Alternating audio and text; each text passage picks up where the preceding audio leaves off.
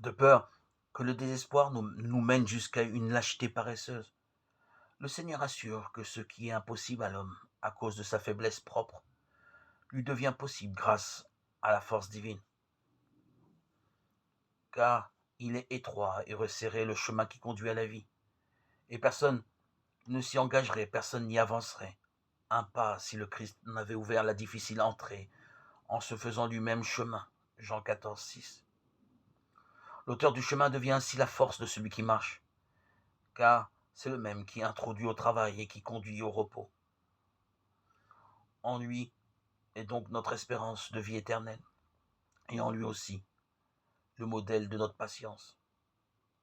En effet, si nous souffrons avec lui, nous régnerons aussi avec lui, car ainsi que le dit l'apôtre, celui qui déclare demeurer en lui doit lui aussi marcher comme Jésus lui-même a marché. Jean 2, 6. Autrement, mensongère est la profession dont nous montrons l'image, si nous ne suivons pas les lois de celui dont nous nous faisons gloire de porter le nom, loi qui, à la vérité, ne nous serait pas à charge et nous délivrerait de tout danger si nous n'aimions rien d'autre que ce qu'il nous est commandé d'aimer.